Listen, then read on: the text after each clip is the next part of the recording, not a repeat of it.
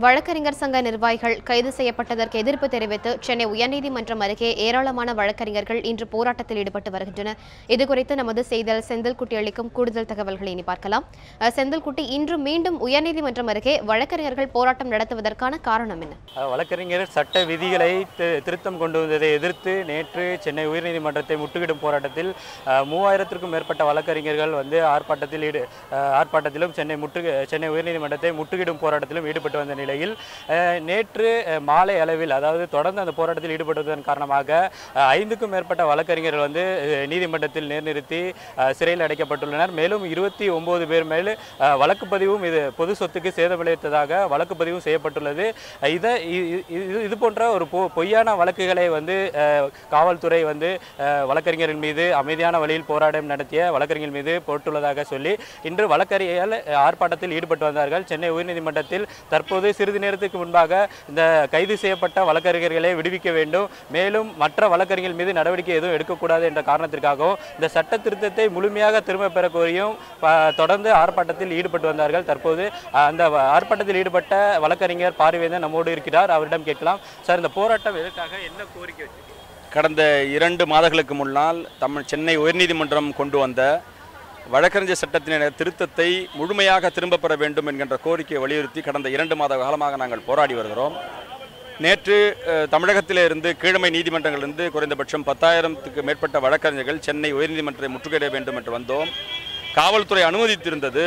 திடீரென்று இரவு 29 வழக்கறிஞர்கள் மீது வழக்கு பதிவு செய்யப்பட்டு அதிகாலை ஜிடி நீதிமன்ற வழக்கறிஞர் சங்கத்துடைய தலைவர் கருணாகரன் தலைமையில் போராடிய 5 வழக்கறிஞர்கள் அதிகாலையில் கைது செய்யப்பட்டார்கள். அதை கண்டனம் தெரிவிக்கின்ற நோக்கத்தோடும் வழக்கு பதிவு செய்யப்பட்டுள்ள 29 வழக்கறிஞர்கள் மீது போடப்பட்டிருக்க பொய் வழக்கை திரும்ப பெற வேண்டும், மீதி இருக்கின்ற 24 வழக்கறிஞர்களும் கைது செய்யக்கூடாது என்கின்ற கோரிக்கையை வலியுறுத்தி இன்று ஆர்ப்பாட்டம் நடத்தியிருக்கிறோம். இதற்கப்புறம் வேறு ஏதாவது சங்கங்கள் உங்கள் போராட்டத்துக்கு ஆதரவு தெரிவிச்சிருக்காங்களா?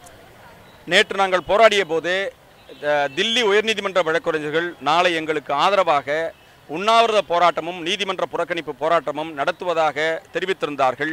அது சம்பந்தமாக எங்களுடைய ஜாக்கை சார்ந்த போராளிகள் நாளை அவர்களோடு சேர்ந்து போராட்டத்தில் கலந்து கொள்வதற்காக டெல்லி போக இருக்கிறார்கள். ஆகவே இந்த போராட்டம் என்பது ஒரு ஜனநாயகத்துக்கு உட்பட்ட போராட்டம். அது மட்டுமல்லாமல் இது வழக்கறிஞர் இது கொண்டு வந்திருக்கின்ற இந்த சட்ட திருத்தத்தால் பாதிக்கப்பட போவர்கள் அப்பாவி பொதுமக்கள் என்பதால் இந்த போராட்டம் பொதுமக்களுக்கும் சேர்த்து போராட்டம் என்பதனால் இதற்கு நிச்சயம் இந்தியா முழுக்க ஆதரவு பெருகும் என்கின்ற நம்பிக்கை எங்களுக்கு இருக்கிறது. அடுத்த கட்டமாக இந்த போராட்டம் தீவிரமடைஞ்சிருக்குன்னு நினைக்கிறீங்களா? இல்லை அடுத்த கட்டமாக என்ன மாதிரி நடவடிக்கைகள் வழக்கறிஞர்கள் எடுக்க இருக்கீங்க?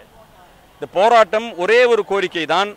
கொண்டு வந்த சட்ட திருத்தத்தை நிறுத்தி வைத்தால் வழக்கறிஞர்கள் உடனடியாக போராட்டத்தை பின்வாங்கிவிட்டு பேச்சுவார்த்தைக்கு தயாராக இருந்தோம்.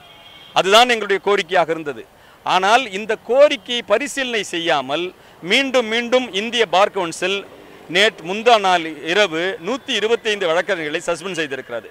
ஆகவே இந்த போராட்டம் மீண்டும் விஸ்வரூபம் எடுக்கின்ற ஒரு சூழல் தான் உருவாகி இருக்கிறது. ஆகவே எங்களுடைய கோரிக்கையெல்லாம் அந்த சட்ட திருத்தத்தை பின்வாங்கிவிட்டு அல்லது நிறுத்தி வைத்துவிட்டு இடைநீக்கம் செய்யப்பட்ட வழக்கறிஞர் இடைநீக்கத்தை ரத்து செய்துவிட்டால் உடனடியாக போராட்டம் முடிவுக்கு வரும், மக்களும் பாதிப்பு இல்லாமல் இருப்பார்கள் என்பது எங்களுடைய எதிர்பார்ப்பு. அதாவது போராட்டத்தில் ஈடுபட்ட வழக்கறிஞர்களை, கைது செய்யப்பட்ட வழக்கறிஞர்களையும் விடுவிக்க வேண்டும், முழுமையாக சட்ட திருத்த விதிகளை முழுமையாக திரும்ப பெற வேண்டும் என்ற கோரிக்கையை தான் தொடர்ந்து வழக்கறிஞர்கள் வலியுறுத்தி வருகிறார்கள். இந்த சட்ட திருத்தத்தை முழுமையாக திரும்ப பெறும் வரை இந்த போராட்டத்தை கைவிட மாட்டோம் என்றும் அவர்கள் தெரிவித்துள்ளார்கள். அனிதா, செந்தில்குட்டி, உங்கள் தகவல்களுக்கு நன்றி.